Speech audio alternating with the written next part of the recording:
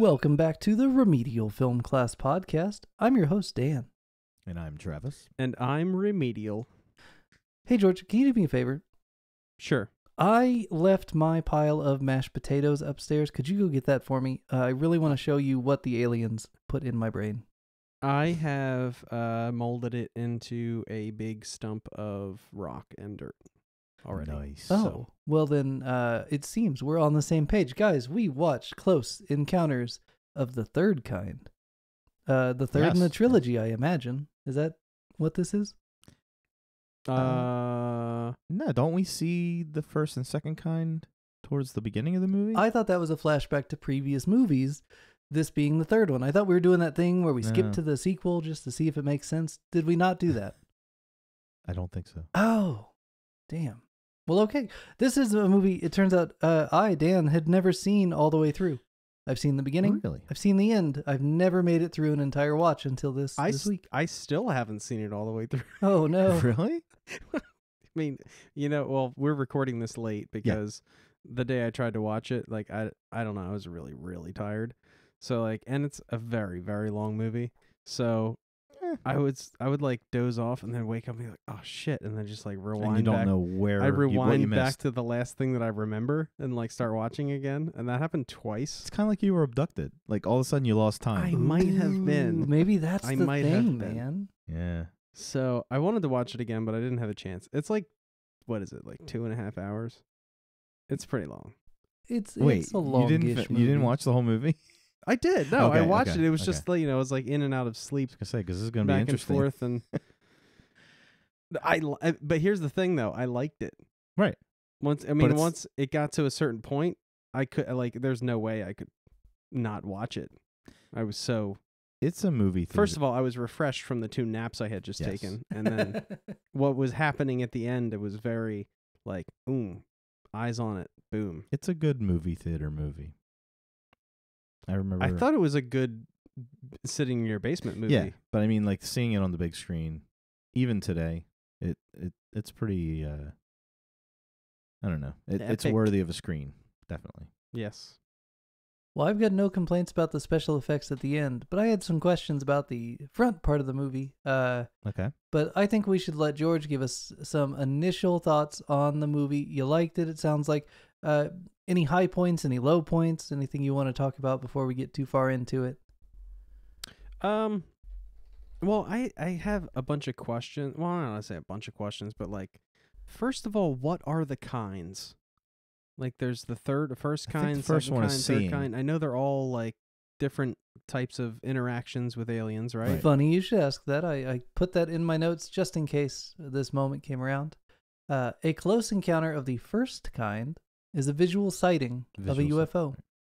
Okay. Seemingly less than 500 feet away. Now that is very specific, but that's what the Wikipedia article said.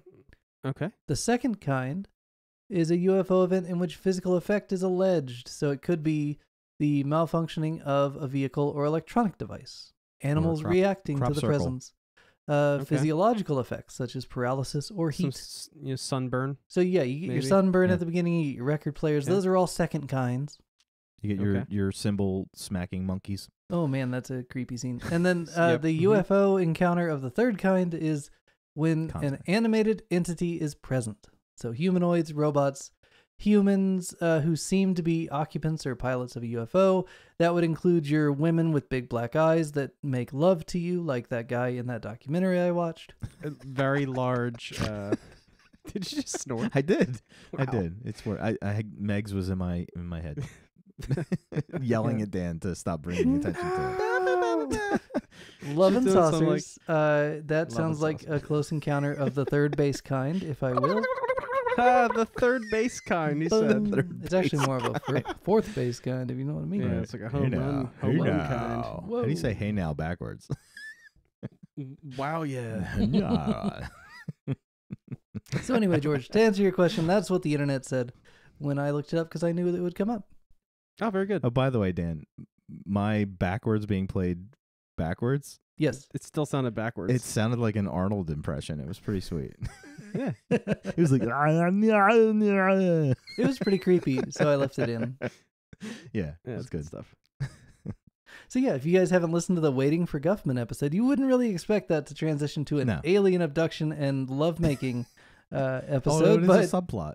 That's where we ended up. So there was nothing boring about that episode. Well, that's not our fault. That's Christopher Guest and Eugene Levy. They kind of threw that little curveball. They bring the best out in us and other people. They're like, oh yeah, we got this musical. Oh, and there's an alien abduction story. Well, I'd much rather have half an episode about alien abduction than half an episode about penis reduction surgery. Yes. So which you're welcome the same. To our audience. You're welcome. Oh man. I mean, we had that discussion. Dan just cut it out. So I mean, obviously, for the sake of our listeners and for time, yes. Guys, speaking of Guffman, my mind was blown a little bit when Bob Balaban or however you pronounce his last name, David in this movie, showed up, and I went, "Oh my God, it's the guy from Guffman." That's weird. George, did you recognize the guy from Guffman being in this movie? Because I bet you didn't. No. He was one of the scientists. No. So the music director. The music director from Guffman. Oh. The scientist at the beginning of the movie. And not the French guy, but the guy that was translating for the French guy. Yep, the translator. Yeah. Which, okay, guys. This is a very well-made movie. It's a classic. But what a cheat to have expositional French translator guy who then later on just grows this like Batman like, you know, good thing I threw the shark repellent in my helicopter kind of thing where he's like, before I spoke French, I also used to do maps. And it's just like, oh my God. Okay. And then in the third act, he's going to do somersaults because he used to be a gymnast and it just happens to be, it's like, it's super cheap to just like add that ability. It's fine. It's fine. Well, it was good that Dreyfus was also a sculptor. I mean, yeah, convenient. Convenient. I actually, when did this come out? 77?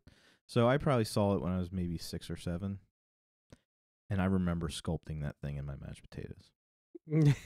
So, shout out to Richard Dreyfuss. It's not easy to do. I thought it was really cool how they incorporated the fact that he knew what all sides of it looked like. Because that's how, like, he's a sculptor. He kind of, like, understands things that way. Right. And so, like, everyone else was just, like, drawing it on a piece of paper because, like, that's the best they could do. And but he was like, 3D. Yeah. Plus, I think his contact was more drawn out than the other people's contact, other than the little boy. Like, he was basically mentally attacked at that train crossing for a good, 5-6 minutes that went on, which was kind of cool when that spaceship came up behind the car. I remember watching that for the first time back then. Yes. The genius of Spielberg to do the first car coming. Yes. And then pull around. And then you think it's just another car, and then it lifts upwards. I was like, yes that's pretty sweet. It's so Spielberg. This whole movie is so Spielberg. Yes. I love it. And so you caught it with Steven Spielberg. That's good. You know, I had to make sure that you read the credits. Yeah, I saw it in the beginning. Did you catch Anthony Michael Hall? Who's Anthony Michael Hall? Oh, God. Russ? Isn't he the guy from Everything We've Watched? He managed to pop up in Guffman as a statue for some reason. Yeah. Like, he's in Everything We've Watched. He was Russ in Vacation. He's Gary and Gary. Yes, he was Gary. Yeah. Evil Dies Tonight. You know what? We need to get him on the show just so we can let him know that you have to be explained every friggin' time that we say his name. And he's like, yeah, when we introduce him, George will be like, okay, now hold on. Who are you again? So what was he in now? What? No, he's not. And then the next movie that we watch with him in it, you guys are going to be like, the guy that we had on the podcast, remember him? Right. No. Oh, yeah. No, I kind of remember that. Yeah. Oh, my God. He's not in this movie. But someone is in this movie who I love. Who's that? Dreyfuss's wife in this movie is Terry Garr. Mm-hmm. Did you recognize her? Nope. She is the Roland Z. Hay assistant in Young Frankenstein. And Michael Keaton's wife in Mr. Mom. I don't know if you saw that. I never saw that. Oh, God. Roland Z. Hay. So She was enjoyable in this, I think. Well, and while Travis was enamored with Terry Garr, I probably knew but had forgotten that Melinda Dillon is in this movie. Dillon, yes. Mm-hmm. Definitely a case of like I knew her when I was a child as a like older mother figure from a certain movie, so it kind of weirds me out to see her kind of be a babe in this movie. Yeah, she was kind of. They were pushing the see-through envelope in this movie. She's a babe, and I was 70s. Weirded out because she should not be a babe. She should be an old mom. What's the motherly movie you know her from? Well, she's the mom in Christmas Story. Oh, that's right, yes. Which, I mean, I now understand why Randy's building shit in his mashed potatoes. Yeah. That's fun. Yeah, that that's right. connects the dots. I didn't know. Story, yeah. Check that out. I was thinking she was like she reminded me of Dee Wallace Stone, who is the mom from E.T. A little bit. This whole movie reminded me of E.T. a little bit. She's got a Dee Wallace style thing going on, but she was here first. So really, I guess Dee Wallace has a Melinda Dillon thing going on. So heck of a movie to follow Jaws with, guys. This Steven Spielberg might be going places. Yeah, he might have some. Yeah, he seems like he's got potential. Up his sleeve. And Dreyfuss was awesome, as usual. Dreyfuss when we were awesome. doing Jaws, and you said you liked him in Jaws, I was like, okay, then you probably will like this movie. Because he's on point in this film. But my favorite character in this movie, I guess because he's involved in most of my favorite scenes, is the little boy. Like Dan was saying, that first scene where they come to his room, and in true Spielberg form, he doesn't show you what the kid's seeing. Yep. But you know something's walking around his room. Like, that freaked me out when I was a kid. That monkey with the symbols, the toys moving, like all that shit, very poltergeist. It wasn't his room. It was like another part of the house, right? Because he goes into the kitchen and it first starts out in his bedroom. Yeah, but there wasn't anything there, was it? The motorized toys were moving around his room. Yeah, and then he left his room. Monkey that was the first thing to go off. Was the monkey. But he didn't see anything until he was downstairs, right? Yeah, okay. Right. Which was creepy. It was a pure second kind situation in his room with the monkey. Yes. Third kind situation when the walker gets in there. Can I tell you what I think about that kid? Please. Yes, do. He's fine. He's a good actor. Glad he's in the movie. But everything involved in his abduction, like, it hit that wrong button for me, that like, kid in danger. And it made the movie like unpleasant to watch for a little while. I think that was the point. I know. Because there's no way to really make it scary. It's the same thing in Jurassic Park. Like, the kids never get hurt. But they put them in situations where it just makes you uneasy because it's a kid. Like, it's just like when an animal gets hurt in a movie, you get all pissed off. You can see 5 people get slaughtered with a machete in a Jason movie. And you're like, oh, that was cool. I wish he would have strung them up first. But then you see a dog... You see a dog get killed by get run over in the street in a Benji movie, and you're crying for like 4 hours. Yeah. So I think that was done on purpose. It was the same thing with the little girl in Poltergeist. She was always in a situation where you felt uncomfortable and you saw the danger, but she was never really hurt. This kid wasn't hurt. It just was creepy to see them take him from his house. And those scenes are so awesome. And I don't know, you'll have to see it a couple times to really catch the subtleties. Like, you can see in the wide screenshots of the outdoors, you can see those things flying in and out. Like, you could see like moving lights. You know they're up there, and that they're when they come to get him, and then when the clouds are billowing away. Like, Spielberg was smart enough to really make sure that the activity of the UFOs, you're seeing first, second, and third kind sometimes in the same scene. Which was sweet, because when you're younger, you don't see that. You're just thinking this kid's getting pulled out the dog door. That scene where he opens the front door and like the whole yard is just engulfed in light. No, every encounter was like, I don't want to say like drawn out, but like step by step. 1, 2, 3. Like, it always goes in that order, obviously, but like it's made a point. That if it was a horror movie, you would have gotten a lot of third kind jump scares. Right, and there was not. And there wasn't any of that. That wasn't it. Because even the third kind situation, you don't see the aliens. So it's like, I don't know if you saw, what's the one that Shyamalan made? Signs. The Signs. Yeah, he made Signs. there's a lot of creepy. You know that I saw that movie, Travis. I couldn't remember if you did know or that not. I hate that movie. Yes. Okay. I hate that movie. I do remember you talking about Yes. it. But the creepy parts, the before the ending, like the small, slight reveals, the shadowy figure on the roof. Yes. That's straight out of this the movie. videos on the news of like something moving. The Sasquatch, like, the Sasquatch walk. Like Yeah. all that stuff is straight out of this movie. And Shyamalan is clearly a fan of this movie. Yeah. Because he borrowed a shit ton of stuff for that. But he didn't successfully do what Spielberg could do. Like that ending, as hokey as it is, it's still grand. It's still like epic. It's everything you can ask for. Right. I feel like. Right. But it was kind of, it was 70s corny. And this came out the same year Star Wars came out. So it's like Spielberg and Lucas are like going at it with these two movies. Can I just say that Spielberg won? Well, yeah, because he took a serious approach. He didn't do. Lucas made a Star Trek type world building thing. Yeah. This was more like Jaws with aliens. Yes. And even the he's on all Jaws score cylinders. for a little bit there. Yeah. Da-da, da-da. I was like, oh, Third kind. there it is. Third kind. I knew you were going to bring that up. Oh, man. Hey, before we forget, one other guy who's in this movie that doesn't play a huge role, but he's there. Friend of the show, Roberts Blossom. What a weird fucking name that guy has, by the way. Whoa. Friend of the show. He was on Christine. Do you remember that, George? He sold Yes. Christine to the boy. Yeah. He's also in Home Alone. Yes. Yes. He's here Yeah, for he some keeps reason. popping up.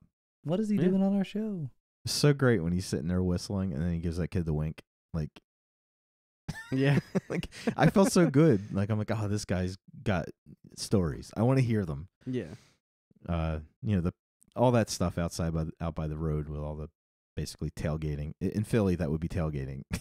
You're just kind of hanging out. Oh. Yeah. Whenever the cool shit happens, we're just gonna sit here and drink. Tailgating in the sense of hanging out and just Waiting. being. Yeah, being. Not like tailgating, like following too closely in your car. Right. So. Partying until the event happens. Yes. Yes. Yes. Hanging out until. And sometimes you don't even have a ticket for the game. You just sit in the parking lot. Yeah, exactly. That's what that was. Exactly. I'm sure it happens in KC. Go Chiefs. Oh, we know how to tailgate. What's up? Go Chefs. Go Chefs. Go Chefs. I think the Bills fans are the best at tailgating. Well, they're the They're best also- at table breaking, that's for sure. They, I thought it was a while ago, a couple years ago, but they did like a blood alcohol test at Right. game time for all the fans of all the teams, and the Bills were the highest. Well, in our city, they literally try not to have Monday Night Football games because they know that people are taking off work. They're going to tailgate from 3 a.m. all the way up to game time at 9 p.m. and they will be shit-faced to no end. But anyway, that's neither here nor there. Yeah. But it's kind of both. Hey, you remember when we watched Batman Returns? George, do you remember that we watched a movie called Batman Returns? Yes. Okay, good. Just making sure you're with me here. Yes, I liked it. There's that scene where Selena Kyle destroys her apartment. And I told you for whatever reason that scene upsets me every time I watch it. It's just uncomfortable to watch. Okay. Got that same feeling when Dreyfus was throwing plants into his house. I mean, the whole time I was just, and it just kept going. And I was like, I don't really like this movie. This movie makes me uncomfortable. I don't know why. I think that the uncomfortableness is on purpose. Supposed to be there. I guess, but I just don't find that to be a pleasant feeling. I hear you. And when I'm watching movies, generally I don't feel much, right? Yeah. So sometimes that feeling, the feeling that you're describing of being uncomfortable, is kind of like the most feeling I ever have in a movie when I'm watching it. Well, yeah, because you're if you're the kind of person that's cynical and you're not really surprised by stuff. I like that when a movie makes me feel something, even if it's that, it's good. See, it means it's effective. I kept thinking, even though when I'm watching this movie, it proves that Spielberg directed the Poltergeist movie because there is so much shit in this movie that was redone in Poltergeist with the, just like you said, that uncomfortable chaos that is set in a safe environment. Like that's how I took it. Like he's losing his shit from the get-go. So like even when he comes home and he wakes everybody up and he's like, "Let's go. I'm showing you some shit because this is what I just experienced, and I need to experience this with you."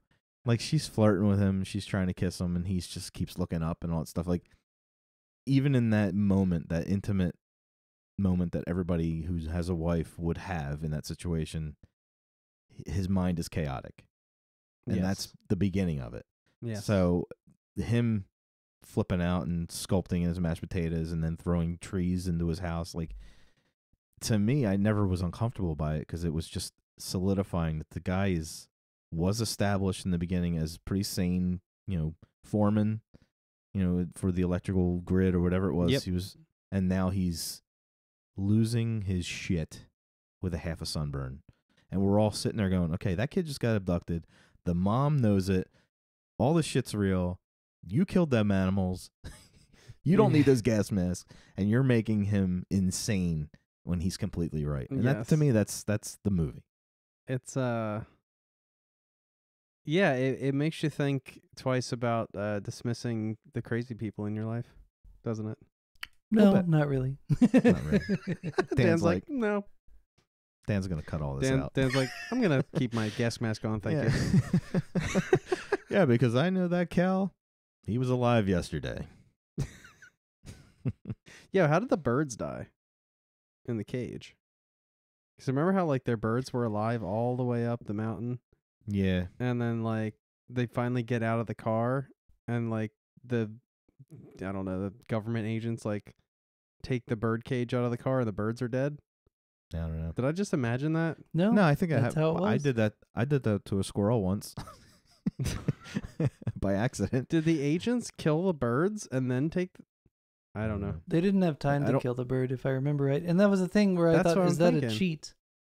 Is that going to be a cheat where they like, yeah, the bird died, so the audience believes that the gas is still a problem. That is where I was. That's a cheat. Is that a cheat? We got to get Spielberg on here so Dan can. Is it a call gas him out that actually kills birds but not people?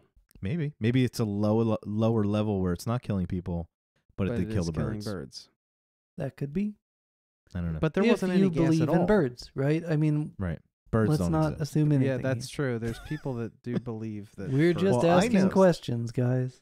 I know when I had my Altima, I put a squirrel cage in my trunk to let the squirrel go in the woods, and I drove 35 minutes to my work. And when I opened the trunk and I took the cage out and I opened the cage, the squirrel did not run out. Oh my God. And I went outside at lunch and that squirrel had crawled about 10 feet from the cage. Oh my God. So apparently I had a carbon monoxide leak into my trunk from the exhaust, right? No, but it didn't kill me. It did not kill the squirrel. He eventually made it out. But he was gassed for a while. He was not happy. I don't think that's how carbon monoxide works. I think if it was leaking into the trunk and there was no exit. But I don't think that you get slow before you die. I think you just keel over at some point. You feel fine, then you feel woozy, and all of a sudden you're dead. I didn't do the science. All I know is I opened the fucking cage and the thing did not run. Okay. And then I tapped him and he looked at me like, dude, I ain't going anywhere. I think it may have been, shock, hungry or thirsty. I didn't drive to Maine. I drove to like 20 motion minutes. Sickness. I don't know. I don't think it was carbon monoxide, but that's neither here nor there. I almost killed the squirrel that way. I'm no scientist. I think what you did to that squirrel was horrendous. It's not on purpose. I think that we should call PETA all kinds of organizations that should shame you for this. Call the FDA. All right, what else we got, Dan? Yeah. Oh my gosh. Hey, so again, I've seen the end of this movie. I've seen the beginning of this movie. I have not seen this whole movie until this week. And then the news is playing. And I'm like, oh, this is a cute little device. TV looks great. Sometimes TVs look kind of sketch in these 70s movies as they try green screen effects and other things because they couldn't. Whatever. Looks great. TV's good. He's working on the statue thing. And then there's a fucking train derailment to cover up the aliens. And I heard like the brakes screeching in the back of my head. Like, wait, what? Nothing to see here. I was like, man, first we had aliens, then we had a train derail. Now we have train derailment and then aliens. Listen. Hey. I'm just asking questions. I'm life imitating arts. I think that's probably what it is. But yeah, that's interesting. I'm just saying, if you're in East Palestine, Ohio, keep an eye to the sky. See what's up there. Do you guys want to have a real discussion about aliens? I don't know. Like, where do we all stand with aliens?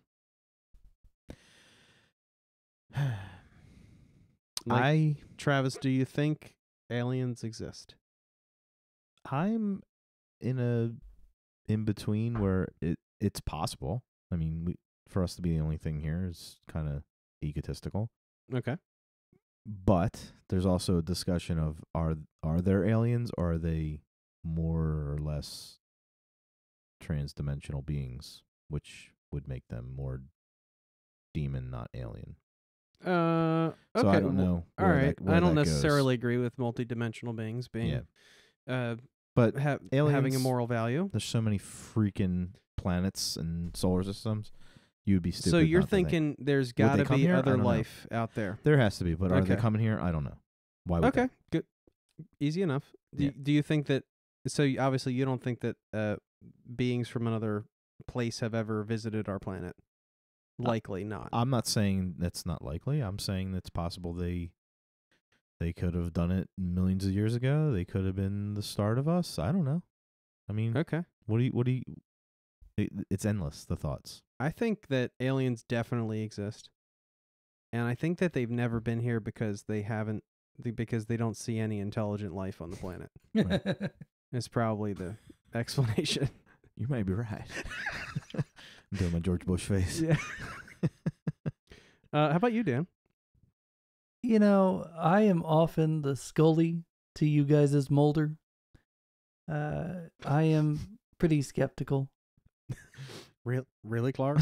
You know, the thing is, there very well could be a life very similar to human life elsewhere in this existence. The thing, I think, it's a human assumption, it's a human bias, and I think it really you have to take a step back to even consider it, but human understanding of the scale of life is very human-centric, right? Mm-hmm. Took us thousands of years to even realize that there could be things microscopic because they were too small to see, so how could they even exist? And I'm looking at, modern, chemistry models of atoms looking very similar to astrological models of galaxies. And so, we could exist as like a microbe on the testicle of the smallest little bit of, some giant being a scale so big we can't even presume it. So who knows, like the quantum realm. Who knows? But it's kind of like the end of Men in Black. I don't really worry so much about it, which I've never seen. The things that we keep seeing on the news are, I would presume, to be just technological attempts by our, friends and also rivals, experiments and tech stuff. I mean, I like that people point out that after Roswell, our technology seems to have exploded in development really quickly, but there was also a giant world war in which we stole all the science from all the other countries and combined it into our science. So maybe that had something to do with it. I mean, we did split an atom during that war many times. So it's not like we were just waiting around for the aliens to bring us their tech. We've been working on tech forever. So long answer, short answer, I don't know. I think this came up once in the show before, but I do enjoy creatively when they kind of intermingle alien contact with ancient civilization and how advanced. Oh yeah, like I know people that say, and they're not even joking, aliens built the pyramids. Period. Like, there's no way. I personally don't agree with that, but when I see it done in a certain, like the movie Stargate kind of touches on it, and even Aliens versus Predator, they kind of show you that the step pyramids are they're landing pads for ships. So it's like in Stargate, they show the Pyramid of Giza and the ship lands right over top of it. So it's like a landing pad for the ship. So it's kind of cool how they handle how people saw these gods. I mean, they even do it in Thor. Like, Thor is a Norse god, and they wrote stories about Thor, but in Marvel Comics, he's an alien. He's from another planet called Asgard, and he came here. So the locals met him and called him a god because he had all these powers because he was an alien. Right. So it's like when you associate that, or you associate Egyptian gods and all that stuff in Stargate, they kind of show you how they got that imagery. Lizard people. Either or. Lizard people did it. Hey, man. I can see it either way. Stonehenge, right? Stonehenge. Mm-hmm. Yeah. It's in Halloween 3. And not the 18-inch Stonehenge either. Right. The 18-foot Stonehenge. No, we're not good. No, we're not fucking doing Stonehenge. I enjoy that stuff. Like, I could sit up till 4 a.m. and watch all kinds of documentaries on, ancient aliens. Well, I've got just the documentary for you, Travis. I am not watching alien porn. It is not alien porn. Interspatial erotica. Nice. Wasn't there like a civilization where they found evidence of like a nuclear blast, but it was from like thousands of years ago? Mm-hmm. And they're like, what the heck happened here? Gas leak. No, I think what they're thinking is like there was like we actually had a civilization like a long time ago, and they blew up the whole known world with their nuclear technology. And then I'm a firm believer in believing that planets that look dead are probably they already had civilizations that came and went. Like, you look at Mars. Do we know if there's evidence of like maybe not people, but inhabitants of that planet life that are now gone? So, or maybe they were never there and we just implanted that memory into our brains. That's possible too. Cynical Dan. I mean, it could be. Could just be a little recall, of the total variety. The what? Of the what? Total Recall, motherfucker. Yeah. Oh, yeah. My name is not Quaid. Sorry, when you made that reference, Travis was like moving his microphone, and I'm like, "What are you doing?" And he was like, just trying to get his chair away from the wall. My back was rubbing on the piano again. Yeah, and it was making that sound. Sure, that was your back, right? Yeah. If you hear that in the background, it's just Travis's chair. Yeah, I watched a documentary one time where they talked about how water is not a normal substance for Earth; it's alien. And it also talks about how, because it doesn't act like normal molecules. Oh my God, I wish this was a video podcast. The face I just made. I'm sure. I'm just saying, like, it was a very interesting how they explained water. Water, fire, air, and dirt. Fucking magnets. How do they work? And they say how it's not. It doesn't react normal. It doesn't do what it should do. It's a unique... And Dan's like, bullshit! It was interesting. God. Whether it was true or not, I don't know, but it was interesting. Oh, and then they also talk about, I don't know if it was the same one, but they talk about the octopus and how the octopus is unlike almost any other creature on this planet. Just like I've heard that too. We're unlike any other creature on this planet. Yes, we have similarities, but there's no other animal that has anything lived like an octopus that has ever done anything like an octopus or a person. So we don't know. Are they alien? Are they not? I don't know. Did they come here in a meteorite as a fragment and then whatever? I don't know. But it's interesting. It's interesting. I guess. Hey, you know what else is interesting? The aliens in this movie looked really good, and I didn't expect that. It like surprised They look just me. like the aliens from Love and something or other. Love and Saucers. They were little. They were a They were cute. rendition of the Grey's alien, which was cool. I never, even as a kid, I never liked that really tall one. It seemed strange to me. Well, that was the praying mantis one. Yeah, he was like walking like a spider, like crouched down. He actually looked like Groot. If Groot was but like if he was made out of PVC piping, like he wasn't. There was no definition to him, so it looked weird. But all the other aliens were cool. The ones that came out and picked Dreyfus and took him up were different than the one that came out and did the hand signals. Right. So there's at least 3 different versions of that humanoid on that ship. So yeah, I don't know what that means. I didn't think it would look that good. I was like, it's pre-ET. There's no Carlo Rambaldi, so it's like not going to be as cool and Italian, but it was still good, and I appreciated it because they could have really like lost me at the end with all the music stuff. I was already kind of like checking out, like, okay, this is weird. Kind of reminds me of Independence Day when all of a sudden Apple laptops are compatible with whatever the aliens are using for that ending to work. I was like, okay, our synthesizers and they're okay, like, but then the alien came out. I was like, oh, that's tight. That's cool alien. It kind of plays into the same mentality as like Contact and all that stuff. Like we for decades have been sending out signals. TV shows, radio shows. Didn't they just receive a signal from outer space? I guess, but I thought know I saw an article that said they received like a radio transmission from outer they've space. been receiving something. They can't. Yes, they don't know. They don't know how to. origins. They don't know what to do with it. Right. Basically. But we have been sending out that, maybe not that musical, rendition. Bleep blorps. Yeah, but it's like we've been sending stuff out, and it was neat to see them use it back, like to us. Like they, I don't know. To me, it was kind of sloppy. It was actually tighter in Independence Day. That whole. Never saw it. Okay.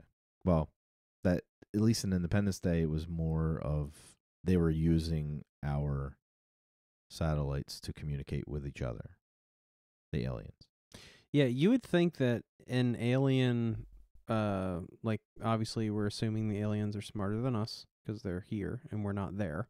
Right. So you would assume that aliens would be able to figure out what we're doing with our technology and use it to communicate with us. Right.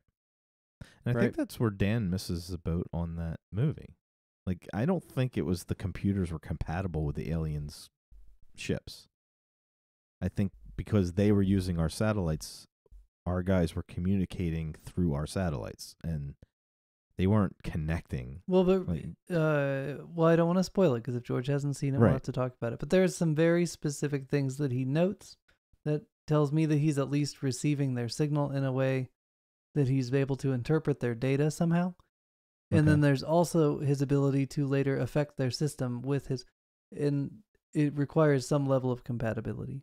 Right. Well, they don't really hammer home that he's sending our signals through the satellite. So I don't know, like you're saying, it was sloppy in the sense that you're thinking that he was actually connecting to them, and I don't think he was. Ooh, put a pin in that, save it for the pod. Yeah, let's talk about it.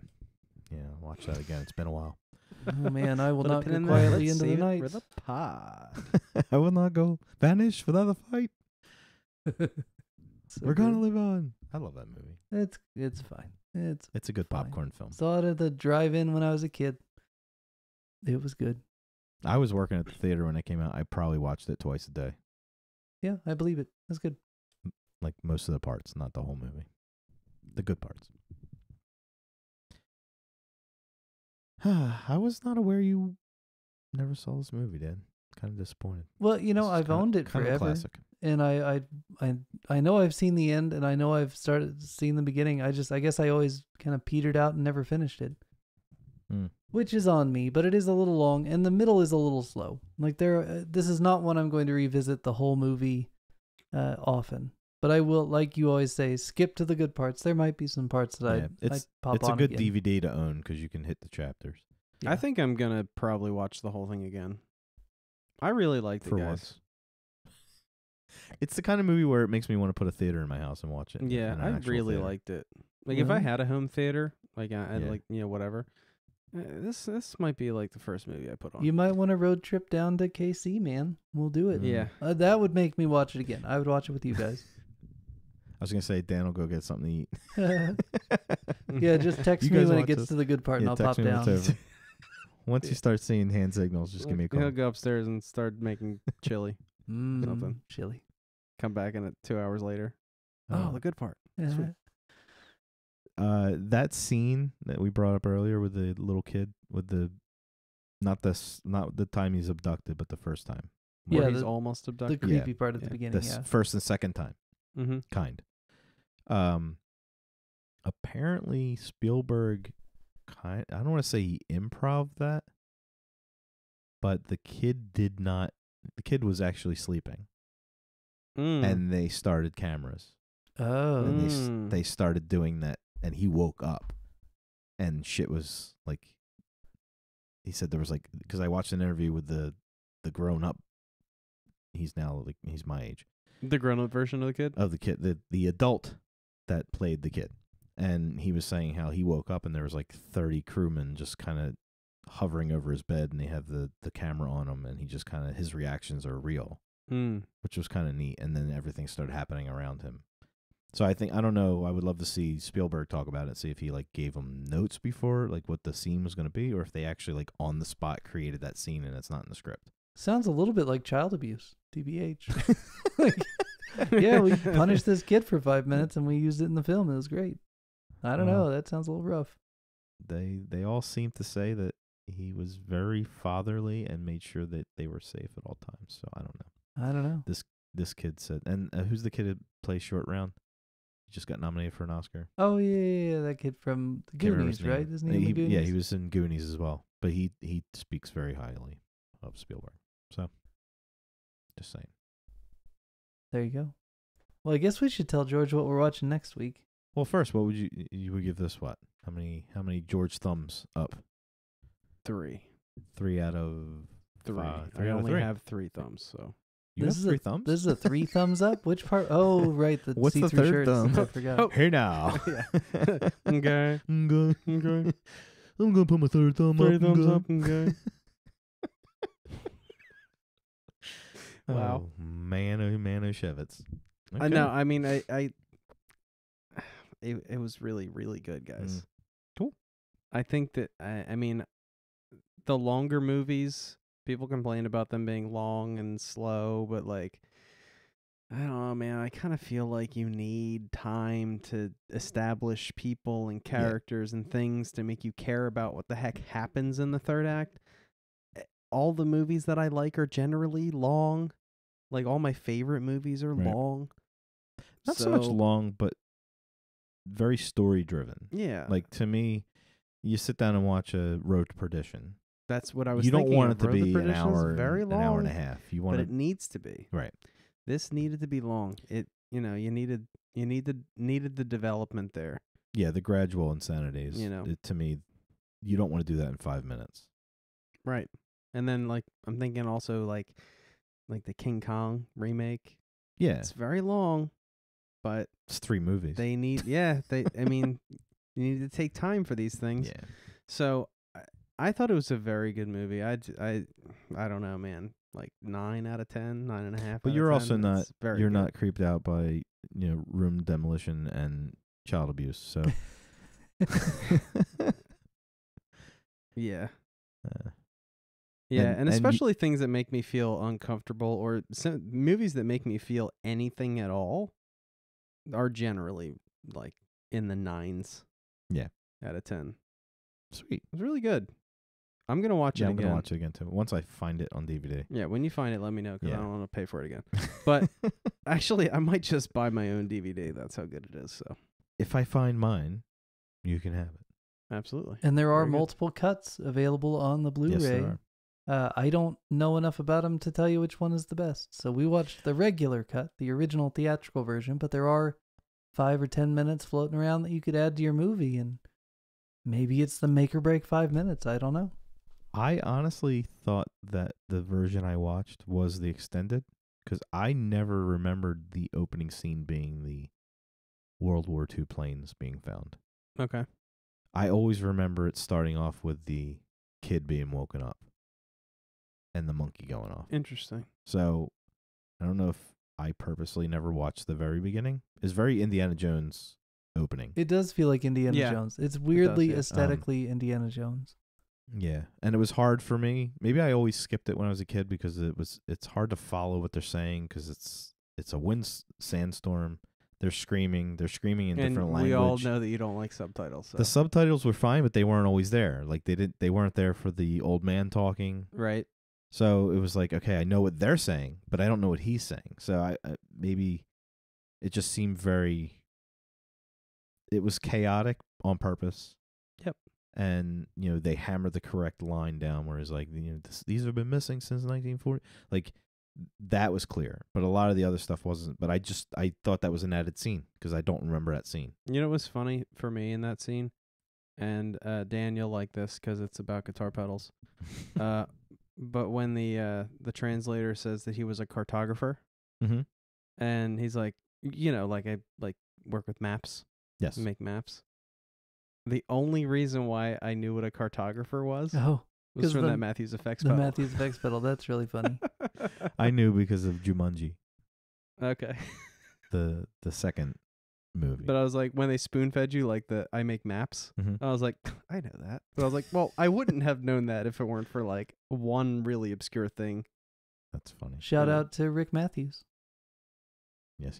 In a sense, we're all cartographers. We love maps here on this show. Because we love maps. Yes. We're all Dora.